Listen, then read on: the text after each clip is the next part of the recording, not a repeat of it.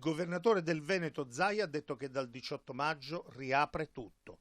Il governatore ha specificato che con questa mossa ci si gioca il futuro e non vuole che diventi un gioco dell'oca, perché tornare alla casella di partenza significherebbe per tutti la fine.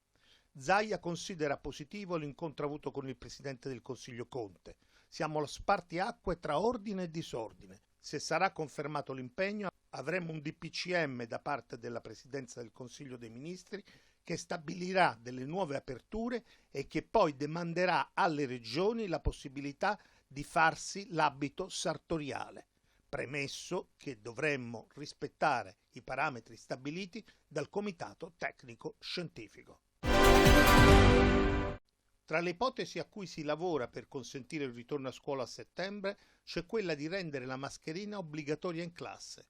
E quanto stanno studiando gli esperti al lavoro sul piano di rientro sui banchi in tempi di coronavirus. Il dispositivo diventerebbe quindi obbligatorio per gli studenti sopra i 6 anni, per i docenti e per tutto il personale scolastico, fermo restando la distanza di sicurezza. Solo pochi giorni fa la ministra delle infrastrutture De Micheli ha detto che con lo sblocco di fondi inutilizzati, oltre a sistemare ponti e viadotti, pensava di incentivare uno spostamento green ed aveva lanciato l'idea di aiutare 50.000 italiani con un bonus di 500 euro per comprare monopattini o biciclette. Purtroppo nel DL Rilancio è stato cancellato l'articolo sulla mobilità sostenibile e Bike Line.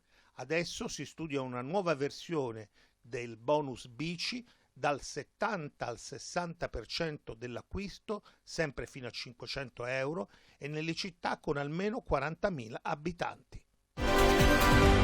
Vienna frena sulla riapertura del confine con l'Italia. In alcuni paesi come l'Italia e la Spagna sono ancora in vigore limitazioni agli spostamenti interni. Per questo motivo la chiusura dei confini per i viaggiatori potrà durare un po' di più. Lo ha detto il ministro del turismo austriaco Elisabeth Köstinger. Tutto dipenderà dai tassi di infezione.